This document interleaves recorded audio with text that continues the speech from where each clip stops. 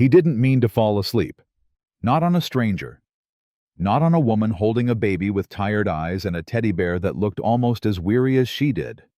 But when the plane landed and the billionaire opened his eyes, what he saw left him speechless. This isn't a love story. It's a story about how one small encounter 36,000 feet in the air reminded a man that money can buy comfort, but it can't buy compassion.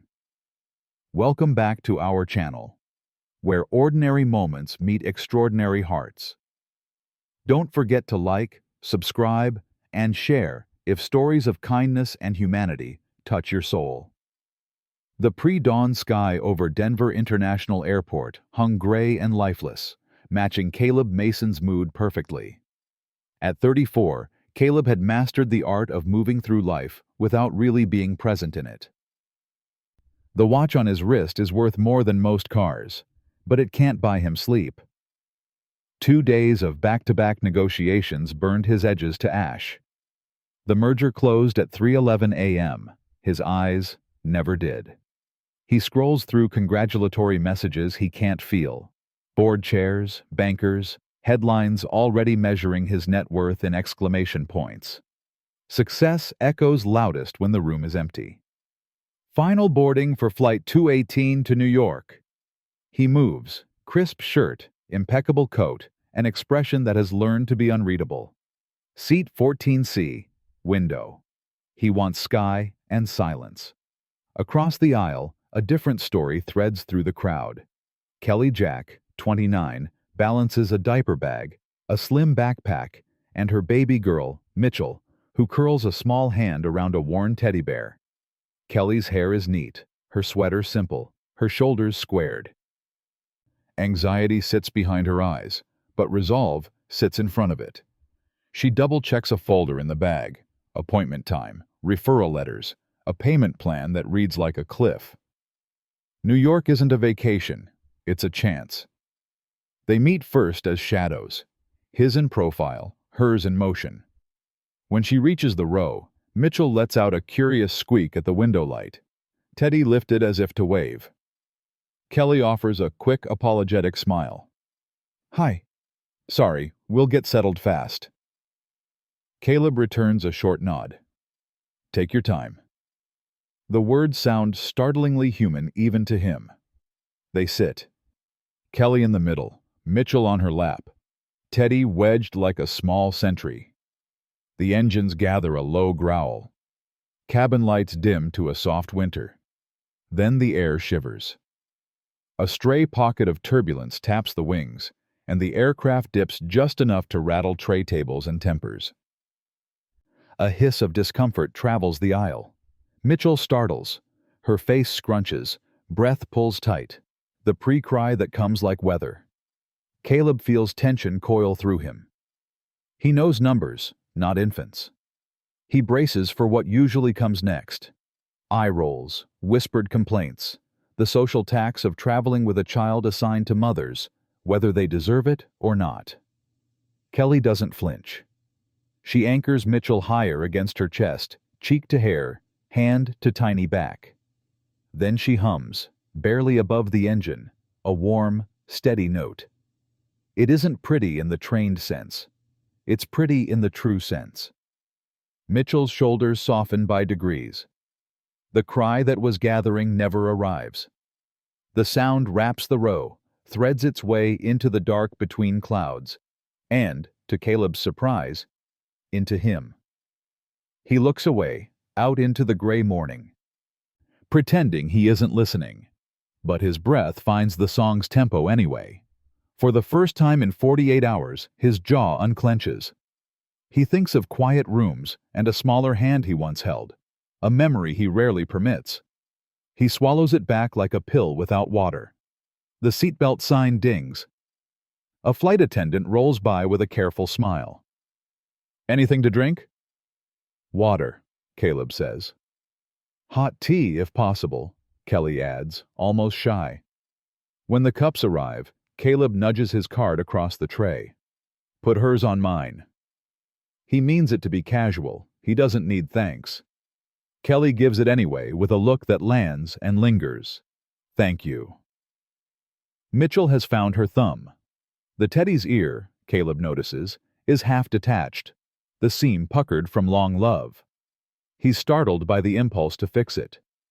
The engine's hum merges with Kelly's. Minutes thin out.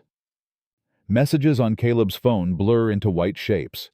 His head grows heavy in a way that feels like surrender rather than failure. He resists, out of habit. Then the song drifts through his last defense. He blinks once, twice. Gravity changes its mind. His shoulder tips and lands. On hers. Kelly stiffens for a heartbeat, then relaxes. She adjusts nothing, moves nothing. Mitchell's breath warms the fold of her arm. The teddy nestles deeper, a soft brown wedge between blue seats and crossed stories. Caleb sleeps. It isn't the hungry, grasping sleep of collapse. It's the small, merciful kind, handed to him like a blanket by a stranger's patience. His phone, slipping toward the aisle, is caught by Kelly's quick hand. She tucks it safe, then reaches for the tea, blowing the steam away from Mitchell's face. When the turbulence returns for a brief, clumsy pass, she widens her stance, shielding both baby and borrowed rest. Around them, the cabin softens, as if the lullaby recalibrated more than one nervous system. A man in 14D unclenches his armrest. A woman 2 rows back lifts her book again. The plane keeps shouldering east.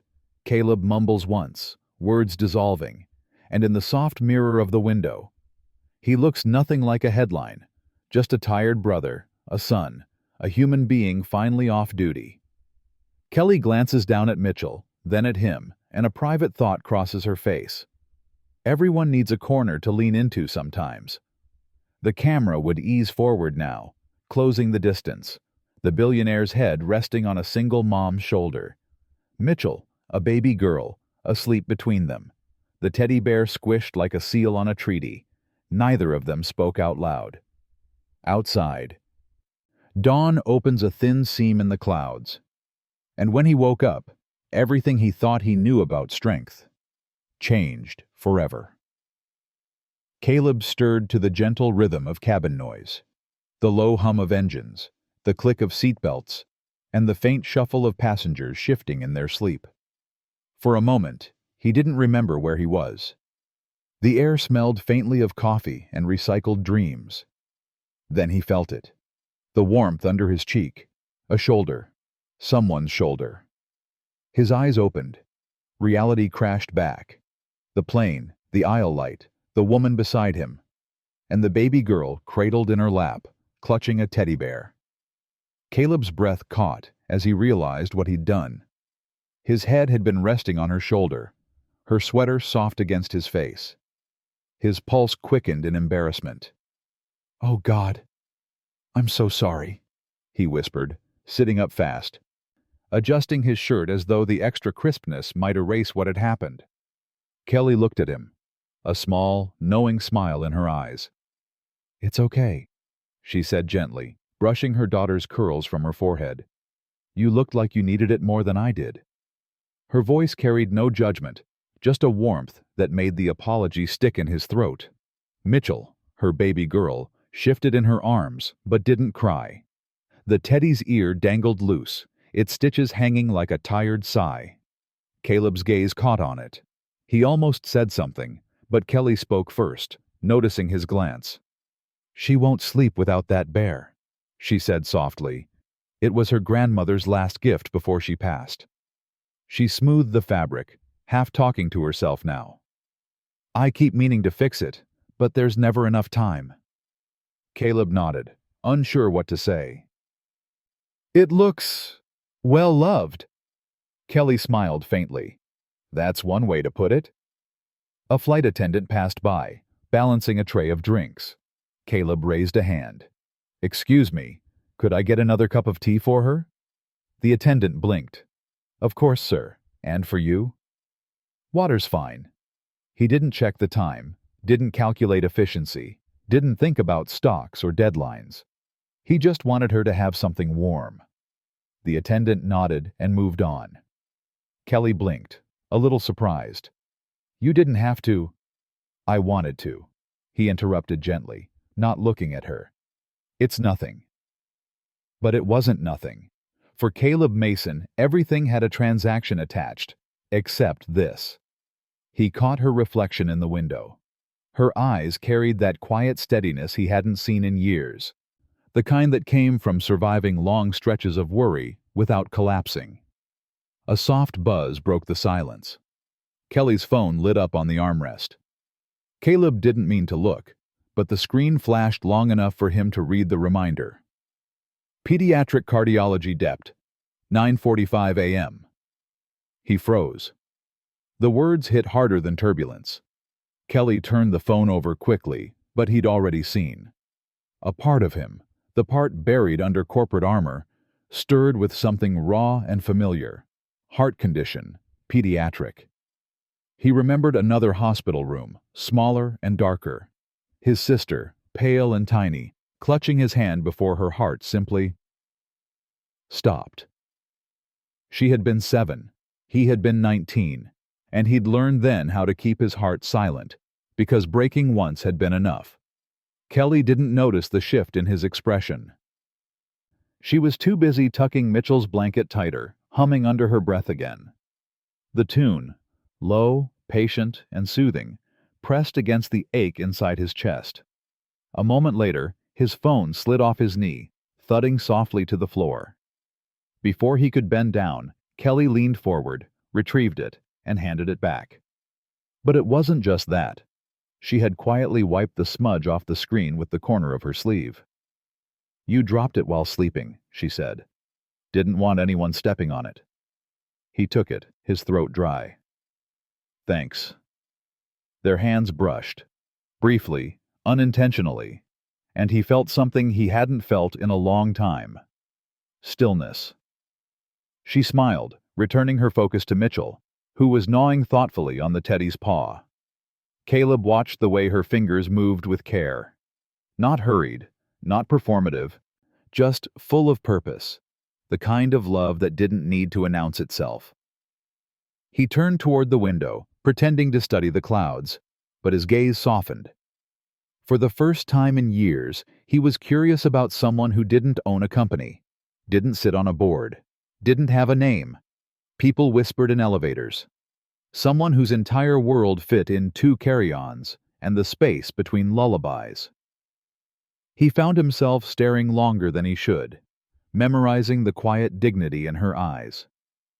She caught him looking and smiled again. That small, unbothered, human smile that made the world outside the window feel less distant. He didn't say anything. He just sat there, listening to the baby's breath, the hum of the engines, and the echo of a lullaby that somehow kept his heart from closing. For a while, silence sat comfortably between them, the kind that doesn't demand filling. The engines hummed their steady rhythm, and the plane drifted through a smooth stretch of sky. Kelly shifted slightly, adjusting Mitchell's small head on her arm. Caleb stole a glance, unsure whether to speak or simply stay in that rare peace he'd stumbled into. Then, softly, Kelly broke the quiet. "Do you travel often?" Her voice was calm, low, grounded, like someone used to speaking gently around sleeping children. Caleb turned, the faintest smile tugging at his mouth. "Too much," he said, rubbing his temple. "It's practically my second home. Airports, meetings, more airports." Kelly chuckled lightly, a sound that cut through the sterile hum of the cabin. "I barely travel at all. This is actually Mitchell's first time flying. She's doing better than I expected." Caleb looked down at the baby girl resting on her lap, her tiny hand gripping the worn teddy bear like a secret. "She's braver than most adults I know," he said before he could stop himself. Kelly smiled. "She gets that from her grandma. She raised me to be strong, even when things didn't make sense." Her voice softened. "She passed before Mitchell was born, but she made me promise to never give up, no matter how impossible things look." He wanted to ask what impossible meant in her life, but she answered before he had to. "I work as a nursing assistant, It's not much, but it helps me save for Mitchell's surgery. Every extra shift, every dollar, it all goes toward that. Caleb blinked, his heart tightening. He had assumed she was just another passenger headed to see family, or maybe chasing a small dream in New York. He hadn't imagined she was fighting for her daughter's next heartbeat. He cleared his throat. That must be exhausting. Kelly nodded slowly. Sometimes. But you do what you have to. I'd rather be tired than hopeless. Something in that sentence lodged deep inside him. He wasn't sure if it was admiration, guilt, or both. A small noise interrupted his thoughts. Mitchell stirring awake. Her dark lashes fluttered as she blinked up at him, sleepy but curious. Then she smiled, small and unguarded, and reached out toward his cufflink. Her tiny fingers brushed the polished silver, tapping it as if fascinated by its shine. Caleb froze. It was such a small touch. Yet it unraveled something old in him, something he had buried under years of schedules and spreadsheets. For a moment, he wasn't the man with $1 billion company. He was just a human being, staring at the delicate hand of a child who trusted the world enough to reach out. Kelly laughed quietly. She likes shiny things. I think it's her way of saying hello. Caleb smiled back, awkward but genuine. Well, tell her it's nice to meet her. She heard you, Kelly said, as if that simple faith made the whole world make sense again. The plane hit a smooth patch of air. Kelly began humming softly again, the same lullaby from before. A few passengers nearby turned their heads, not with irritation, but with faint, content smiles. The melody wound its way through the row, wrapping everything in an invisible calm. Caleb leaned back, closing his eyes for a moment, letting the sound wash over him. It's strange, isn't it? How the quietest people often hold the loudest lessons. When he opened his eyes, he found himself speaking before he could change his mind. I had a sister once. She was about Mitchell's age. Kelly's expression softened immediately. Was? He nodded, his voice rough. Heart failure. We didn't know until it was too late. I used to sit beside her hospital bed and draw clouds on her window with my finger, just to make her laugh. I guess I thought, if I could keep her smiling, I could keep her here. He swallowed hard, his eyes fixed on the seat ahead. I was wrong. Kelly didn't rush to comfort him. She just let silence do what words couldn't. After a long moment, she said quietly, You weren't wrong. You gave her peace when she needed it. That's more than most people ever get. He looked at her then, really looked, and saw something steady in her gaze. Not pity. Understanding. Mitchell let out a tiny yawn, stretching one small arm before curling back into sleep. Kelly slipped off her coat and draped it over her daughter, tucking the edges close around her. Without thinking, Caleb reached forward and adjusted the corner of the blanket, making sure it covered her feet. Their hands brushed briefly, and neither of them moved right away. Kelly smiled, whispering, Thank you. He nodded, unable to find his voice. The hum of the engine filled the space where words didn't need to live. Two worlds, one of glass towers and one of midnight shifts, shared a single row in the sky, and for a fleeting stretch of clouds, they didn't feel so far apart. If this moment made you pause, take it as a sign. Sometimes the greatest connections happen between people who never planned to meet. Share this story, leave a comment if it touched your heart, and don't forget to like and subscribe for more stories that remind us how human kindness bridges every distance. The plane shuddered without warning, a violent dip that sent plastic cups rattling and seatbelts snapping taut. A gasp swept through the cabin like a single shared heartbeat. Somewhere in the middle of it all, Mitchell jolted awake. Her cry came sharp and sudden, slicing through the hum of engines. It wasn't the soft whimper of a restless baby. It was fear, raw and unfiltered. Kelly's arms tightened instinctively, her voice rising in soothing whispers. Shh, baby, it's okay. Mama's here. Caleb froze for a moment, muscles locked, pulse pounding. Around them, passengers shifted uncomfortably. A few exchanged looks that said, "Please, make it stop." The flight attendants moved briskly, calm on the surface, but tight in motion. Another jolt. The seatbelt light flickered red. Kelly's voice broke slightly. "It's okay, Mitchell. It's just a bump, okay? Just a bump." But Mitchell was trembling now, tears streaming down her cheeks, clutching the teddy bear so tight that the little seams strained again. Caleb's instincts, long buried under boardrooms and isolation, did something unexpected. He reached for his noise-canceling headset, pressed a button, and leaned toward Kelly. "Here," he said quietly, almost unsure of himself. "Try putting these on her." Kelly blinked. "What?" "They'll muffle the sound," he explained. "Might calm her down." For a split second, she hesitated. Then she took them. With delicate hands, she slipped the oversized headset over Mitchell's tiny ears. The crying softened into startled sniffles. Kelly began humming again. The same tune, low, slow, steady, that had quieted the cabin once before. Only this time, it wasn't just for Mitchell. It felt like it was for everyone. The panicked businessman gripping his armrest, the nervous teenager peeking through the window, and maybe even the man beside her who had forgotten what peace sounded like. Caleb watched, captivated. The melody wove itself through the air, mingling with the faint tremor of the engines until the tension started to dissolve.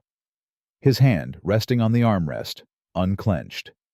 The turbulence eased, almost as if the sky itself had decided to listen. When quiet finally settled, Kelly sighed. A long, trembling breath that seemed to carry weeks of exhaustion. She rocked Mitchell gently, pressing her cheek to her daughter's soft curls. "If this appointment doesn't go well," she whispered, half to herself, "I don't know what I'll do." Caleb turned toward her. For a moment, he saw beyond her calm, the crack in her composure, the quiet panic behind her eyes. He wanted to say something that would fix it, something he could guarantee with money or logic, but all that came out was simple and certain. "You will," he said softly. "You'll find a way. You already have." Kelly's lips curved faintly, not a full smile, just enough to show she heard him. Then, as if those words had granted her permission to rest, she laid her head back. Mitchell, soothed by her mother's heartbeat and the faint hum in her ears, drifted back to sleep. Within minutes, Kelly followed. Her hand still cupped around her daughter's foot, her breathing even. The teddy bear slipped sideways, the worn fabric catching on the seat buckle. Caleb stared at the torn seam he'd noticed before. It dangled loose again, threadbare and fragile, just like everything she'd told him. Without thinking, he pressed the call button. A flight attendant leaned over. "Yes, sir? Do you have a sewing kit?" Her brows lifted slightly. "A sewing kit, sir?" He nodded, almost embarrassed.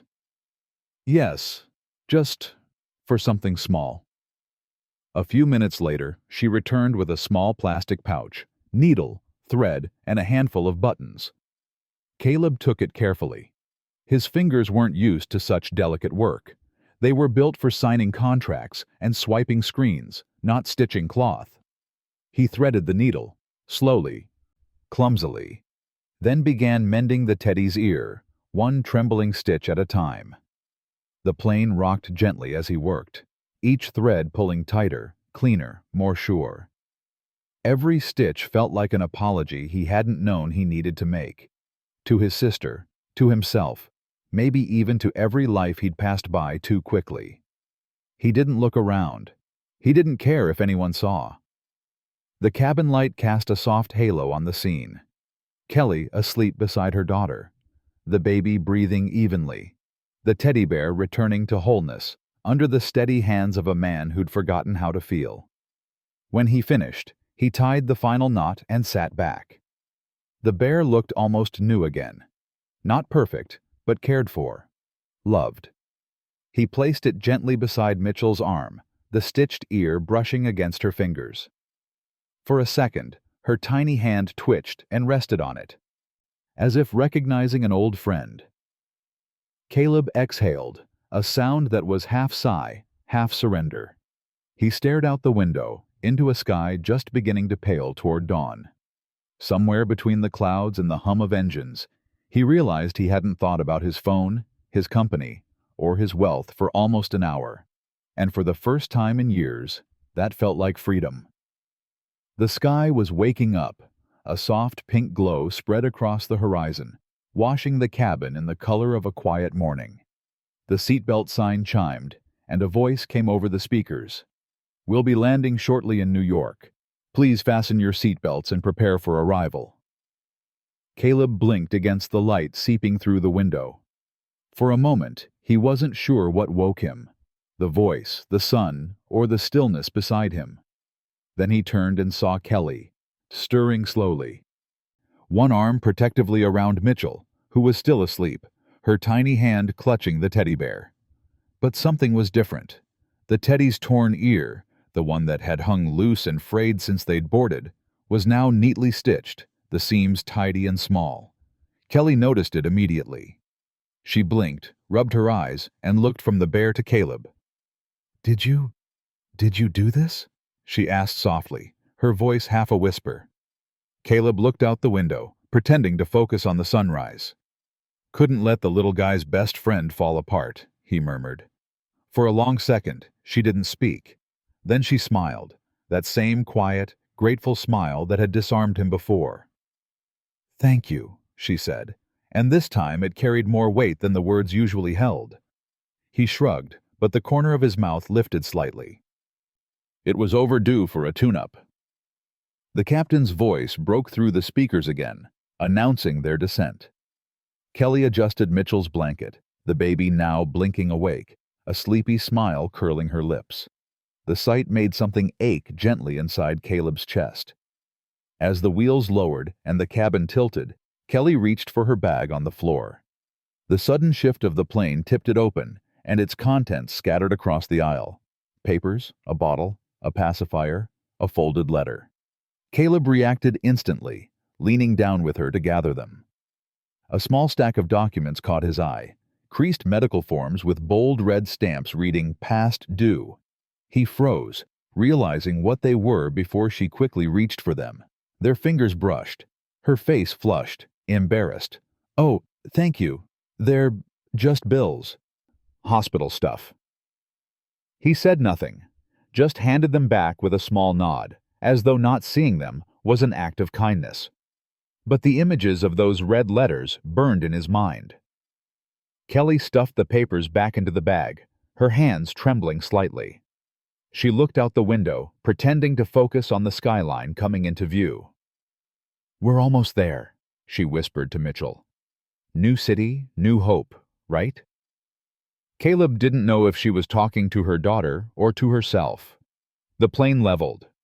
Passengers stretched, checked their phones, started to talk again, the spell of the night's quiet breaking into the noise of reality. Kelly shifted to gather her things, while Caleb reached for his jacket.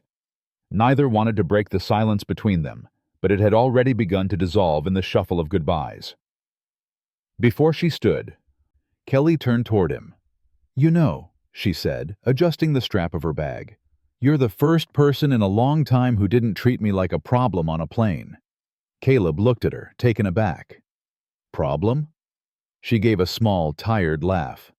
"Most people see a mom and a baby and assume it means noise, delay, inconvenience. You didn't. You just existed beside us. That's rare these days." He wanted to tell her that she'd done far more than that she'd reminded him what patience sounded like, what care looked like. But the words never made it out. He just nodded. "Safe travels, Kelly." "You too, Caleb," she said softly, then turned her attention to Mitchell, who was reaching for the bear. They joined the slow-moving line toward the exit. Caleb felt the weight of the coming goodbye before it arrived. A strange pull he couldn't name. At the end of the jet bridge, where they paused to adjust their bags, he hesitated. She was distracted, fixing Mitchell's jacket, the teddy tucked under her arm. For a moment, the old Caleb, the one who made decisions with precision and logic, would have walked away without a second thought. But the man standing here, in the quiet aftermath of a stitched teddy and a shared lullaby, reached into his coat pocket. Inside was one of his business cards, black, embossed, understated. He bent slightly, slipped it into the small pocket sewn onto the teddy's paw, and whispered under his breath, "No one needs to know." Kelly turned, smiling politely. "Take care, Mr. Mason." He smiled back. "You too." They parted at baggage claim. The crowd swallowed her and her daughter, and soon all that remained was the distant echo of her hum in his memory. Caleb stood for a moment, hands in his pockets, watching as the carousel spun suitcases in endless loops. He told himself it was nothing, just a kind gesture for a stranger he'd never see again. But his heart whispered otherwise. Sometimes, life brings strangers into our path not by accident, but by design, to remind us what grace looks like when the world feels loud. Share it with someone who could use a quiet reminder of kindness. And don't forget to like, comment, and subscribe for more stories that touch the heart and heal the soul. The city looked different when you hadn't slept. Caleb sat in his penthouse office, the skyline stretching endlessly beyond the glass. Skyscrapers pierced through clouds, each one a monument to ambition, his kind of ambition. But for the first time in years, the sight did nothing for him. His assistant's voice came through the speaker. "Mr. Mason, the board's waiting for you. Tell them to start without me," he said quietly. He leaned back, fingers steepled, eyes half closed. Every attempt to focus dissolved into the same replay. That flight. Kelly's steady hum under pressure, the way Mitchell's tiny fingers clutched the teddy bear he'd mended. Her voice when she said, "You're the first person who didn't treat me like a problem." Those words had followed him like a ghost ever since. He'd tried to bury himself in work again. Emails, deadlines, numbers. But they felt hollow now. Mechanical. The spreadsheets that once made sense looked like static. And beneath the noise, her lullaby lingered, low and haunting, playing in a part of his mind he couldn't mute. By the fourth day, he gave up pretending. He reached for his phone, opened the folder labeled Philanthropy Trusts, and clicked through the list of medical charities he funded in name only, until one caught his eye. New York Children's Heart Foundation. He hesitated, then opened it. A small line on the hospital's site read, "Every contribution helps a child waiting for cardiac surgery." He thought of the medical forms that had spilled from Kelly's bag, the red stamp that had burned into his memory, past due. Caleb exhaled slowly. Then he made a decision without weighing cost or consequence, something unheard of for him. He picked up the phone and called the foundation directly. "Good morning, this is Caleb Mason. I'd like to make an anonymous contribution to your pediatric cardiology fund." The voice on the other end brightened instantly. "Of course, Mr. Mason. May I ask if you'd like this earmarked for a specific patient?" He paused, imagining Kelly's quiet smile, the baby's tiny fingers. "No names," he said softly. "Just for someone who needs it. Someone like—" He stopped himself before saying more. "Please, list it under a private donor trust." A few keystrokes later, it was done. He hung up, leaned back, and stared out at the city. Somewhere out there, maybe within miles, a mother was about to have her miracle. 2 days later, at a small apartment in the Bronx, Kelly's phone rang. "Hello, is this Ms. Kelly Jack?" "Yes, this is she." "This is the financial office at New York Children's Hospital. I wanted to inform you that your daughter's upcoming surgery has been fully funded through a private donation." For a heartbeat, she didn't move. The words didn't even register. "I'm sorry. What did you just say?" Your balance has been cleared. There's no remaining cost to you. The donor requested to stay anonymous. The phone slipped from her hand and hit the carpet with a dull thud. She sank to her knees, one hand over her mouth, tears spilling freely. "Who would do this?" she whispered over and over, staring at Mitchell, who sat nearby stacking toy blocks, humming to herself the same lullaby she always heard before sleep. Kelly pressed her palms together, whispering a prayer through broken sobs. "Thank you. Whoever you are, thank you." That evening, miles away, Caleb sat at his desk again. The office was dark except for the glow of the monitor. His assistant had left a tablet playing the news on mute, a habit she had for background noise. Something caught his eye. He turned up the volume. "A mother's lullaby calming nerves before pediatric surgery has gone viral," the reporter was saying. The clip played. A short video of Kelly holding Mitchell close in the hospital waiting room, humming softly as nurses passed by. The same melody, the same tenderness. The camera zoomed in on the baby's face, smiling sleepily under the hospital lights. Caleb's throat closed. The headline at the bottom of the screen read, "Mother's voice soothes hearts before surgery." He leaned back in his chair, eyes fixed on the screen, the sound washing over him. For the first time in a decade, the armor cracked. He felt his chest tighten, but it wasn't the kind of pain that came from loss. It was the kind that came from remembering what it meant to feel alive. He covered his mouth, hiding the tremor of a laugh that sounded too close to a sob. "You did it," he whispered. "You really did." As the lullaby faded, he closed his eyes. The skyline blurred into soft light behind him. The world could wait. The deals, the meetings, the endless chase. For that moment, Caleb Mason, billionaire, strategist, perfectionist, wasn't a CEO. He was just a man, sitting alone in an office, listening to a song that stitched something back together inside him. Morning light poured into the children's hospital through tall glass windows, soft and uncertain, as if the sun itself was holding its breath. The halls smelled faintly of disinfectant and hope. Nurses moved quietly, voices low, hands gentle. Kelly sat in a small chair beside Mitchell's bed, brushing her daughter's hair into soft curls. Mitchell clutched her teddy bear with both hands, the one with the newly sewn ear, now patched but proud. Her wide brown eyes flickered between fear and curiosity as doctors prepared the final forms. Kelly smiled, though her hands trembled. "Remember what Mama said? You're brave, the bravest little heart I know." Mitchell nodded faintly, eyes still glossy. "Can I have Teddy with me?" Kelly kissed her forehead. "Always." When the nurse came to wheel the gurney, Kelly rose to her feet, her voice barely above a whisper, but steady, like a promise. Then she began to hum. The same melody that had calmed her child through storms and sleepless nights. The same song that once quieted a plane full of strangers. Now it floated down sterile hallways, soft and sacred. A nurse paused, moved by the sound, and pulled out her phone. Another joined in.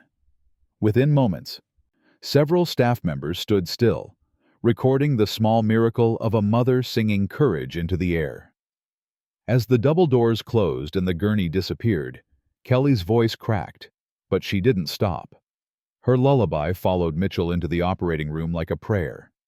When silence fell, she pressed her palms together and whispered, "Please, God, just one more tomorrow." Parallel scene. New York, same morning. Miles away, in his high-rise penthouse, Caleb Mason stood before his window. The city sprawled below him like a living map. His tablet rested on the table, paused on a hospital live stream someone from his foundation had sent him. He hit play. The image filled the room. Kelly, standing alone in a hospital corridor, holding her daughter's hand, humming the lullaby. The sound hit him like a memory. The plane, the hum, the peace he hadn't known he needed. Caleb's jaw clenched. His reflection in the glass looked almost unrecognizable. Not the man the world saw on magazine covers, but a human being stripped of everything but empathy. He whispered into the silence, "You're brave, kid." His voice cracked on the last word. He placed his hand against the window, watching the sunrise shimmer across steel towers. Somewhere beyond that horizon, a tiny girl was fighting for the life he never got to see his sister keep. Back at the hospital, hours dragged on like years. Kelly sat on a cold bench, her fingers gripping the teddy bear so tightly her knuckles whitened. Every second was a mountain. Every footstep in the corridor felt like it might carry news that would shatter her world. A nurse brought her coffee. She didn't drink it. She just kept staring at the clock, whispering the same prayer. Please, please, please. Down the hall, the surgical lights flicked from red to green. The door opened, and the surgeon stepped out, mask lowered, exhaustion in his eyes. But there was a small, unmistakable smile. "Ms. Jack?" She shot to her feet, heart in her throat. "The surgery was successful," he said gently. "Mitchell's heart is strong. She's going to be okay." The world spun. Kelly gasped, covering her mouth, tears breaking loose like a dam. "Thank you, doctor. Thank you." She pressed her forehead to the teddy bear and sobbed. Not from sorrow, but from relief, so deep it almost hurt. When she could finally breathe again, she sat down, hugging the bear to her chest. That's when she felt it. Something firm, tucked inside the paw. Curious, she reached in and pulled out a small folded card. Her breath caught when she saw the embossed initials. CM. Her fingers trembled as she opened it. Inside, a handwritten note. "No repayment needed. Just promise you'll never stop singing to her. CM." Her vision blurred with tears. She pressed the card to her heart, whispering, "You again. You beautiful soul." The nurse who stood nearby smiled softly. "Is it someone you know?" Kelly nodded faintly, still weeping. "No. But somehow, I think he knows us." That night, the hospital's social media page uploaded the short video of Kelly's lullaby. Within hours, it spread. Thousands of shares, millions of views. The caption read, "A mother's voice, stronger than fear." And somewhere in a glass tower across the city, Caleb watched it again, the sound filling the empty room. His heart full in a way it hadn't been in years. He exhaled slowly, a single tear breaking through. For the first time since his sister's passing, he whispered a quiet thank you, not to fate, but to a woman and her child who had reminded him that even in silence, some songs never stop healing. Remember that courage doesn't always roar. Sometimes it hums softly through a mother's lullaby or a stranger's kindness. Don't forget to like, share, and subscribe for more stories that prove love can echo far beyond the walls where it begins. The seasons shifted quietly, as if the world itself had exhaled after a long storm. It had been 6 months since Mitchell's surgery, 6 months since a lullaby, a stitched teddy bear, and an anonymous note had rewritten the course of Kelly Jack's life. The little girl was thriving now. Her cheeks glowed with color, her laugh filled the apartment, and she no longer tired so easily. Every night, before bed, Kelly still hummed the same lullaby. Not out of fear anymore, but gratitude. Each note was a thank you to the invisible angel who had stepped into her story and changed everything. But Kelly couldn't just move on. She kept thinking of all the other mothers she'd met in hospital corridors, faces hollowed by sleepless nights, clutching hope like it was their last possession. So, one afternoon, she did something simple but brave. She opened her laptop and created a small online group called Hearts That Heal. Her first post read, "For every parent sitting in a hospital room tonight, you're not alone. Kindness found me when I least expected it, and I want to pass it forward." At first, only a few joined. A single mom in Detroit, a father in Houston, a grandmother raising her granddaughter after losing her daughter.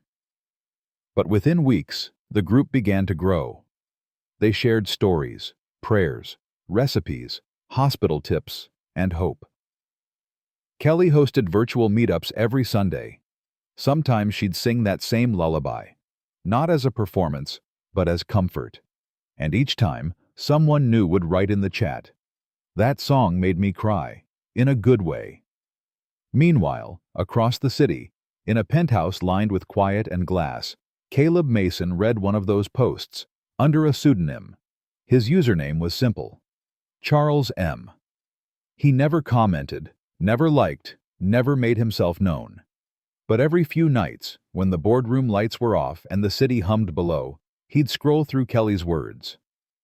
He watched her strength unfold like chapters of a story he was still part of, but no longer needed to appear in. One night, he read a post where she wrote, "I still don't know who helped us, but maybe it's better that way, because now I understand. Real kindness doesn't wait for applause." Caleb leaned back in his chair, eyes glistening with something that looked suspiciously like pride. He whispered, "You got it right, Kelly." At work, his employees began to notice it too. The change wasn't loud, but it was there. In the way he greeted people by name, in how he lingered after meetings to ask if someone was okay, in how he paused before every decision and asked, "Who does this really help?" He didn't bark orders anymore. He listened.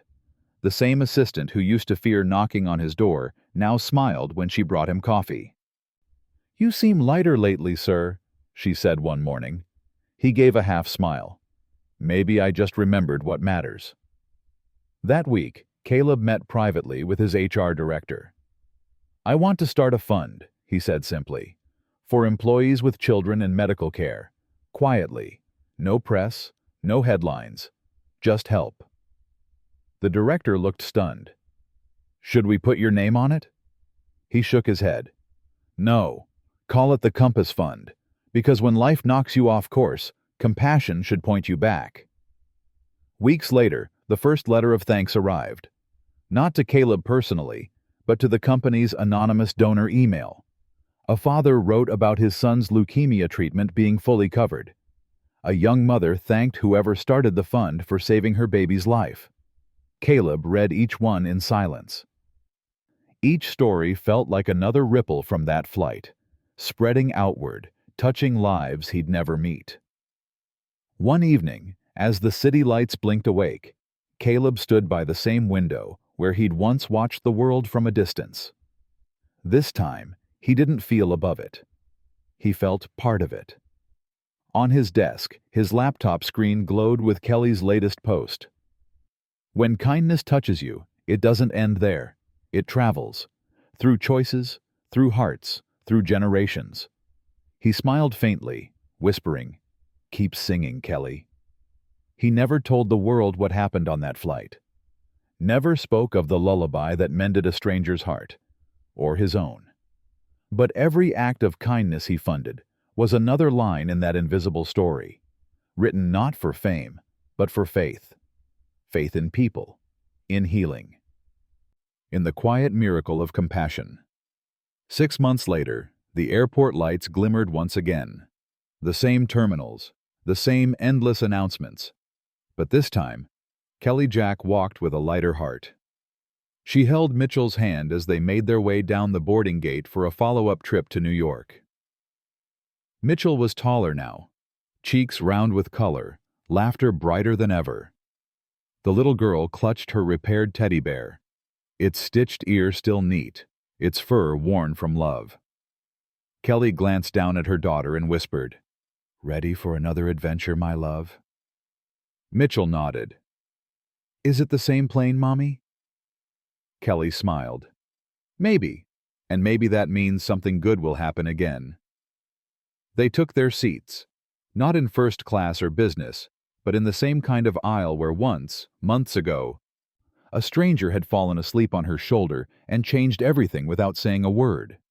As the engines roared and the plane lifted through the clouds, Kelly leaned back, watching her daughter drift off to sleep, the teddy tucked close under her chin. The hum of the cabin mixed with her own soft melody, the lullaby that had become her prayer. She looked out the window, sunlight breaking over the clouds, and smiled through tears. Gratitude didn't always come in grand gestures. Sometimes, it was a quiet song above the earth. Elsewhere, on the opposite side of the world, in a modern penthouse overlooking the ocean, Caleb Mason sat in a conference room that had long since emptied. His tablet still glowed from a paused video. It was an interview, one he hadn't planned to see, but fate had placed it on his screen like a message he didn't know he was waiting for. The title read, "Mother Whose Lullaby Touched Millions Speaks About Hope and Healing." The screen flickered, then settled on Kelly. She was sitting in a small studio, the same calm poise in her voice that he remembered from that flight. Her hands rested gently on Mitchell's teddy bear, and behind her, a soft banner read, "Hearts That Heal Foundation." The interviewer smiled warmly. "Kelly, your story has touched people all over the world. You've built a support network for single parents, inspired donations, and even launched a small charity in your daughter's name. Tell us, what drives you?" Kelly looked down for a moment, then met the camera with eyes that shimmered. "Gratitude," she said softly. "You see, months ago, someone I never met properly, someone who never wanted credit, helped me save my daughter's life. I don't know their name. I don't even know why they did it. But I do know what it taught me." The interviewer leaned forward. "And what's that?" Kelly smiled, her voice trembling slightly. "That there's still goodness in the world, and that sometimes the people we least expect to meet are the ones who remind us that kindness doesn't need to be seen to be real." The interviewer nodded, eyes glistening. "And if you could say something to that person right now, if they're watching, what would you tell them?" Kelly took a deep breath, looking down at the teddy in her lap. Then she looked straight into the camera. "I'd tell them they saved more than a life. They saved hope." Caleb's hand froze on the edge of his desk. His throat tightened. He turned off the lights and sat in the glow of the screen, letting her words settle like a heartbeat. He leaned back, eyes wet but smiling faintly. "You did the same for me," he whispered. Outside, the sky turned gold. The city pulsed with life below. People walking, working, living, unaware that a quiet ripple of kindness had started from a single flight, a single lullaby, and a single stitched bear. Caleb closed his eyes, letting the moment wash over him. For the first time, he didn't feel like a man haunted by loss, but one healed by connection. He knew he would never reach out to her, never reveal the truth. The beauty of it was in the silence, in the unspoken gratitude that flowed both ways. Back on the plane, Kelly opened her eyes as the pilot announced their descent. Beside her, Mitchell stirred and smiled in her sleep, her tiny fingers brushing the teddy's ear. Kelly kissed her forehead, whispering, "We made it, baby girl.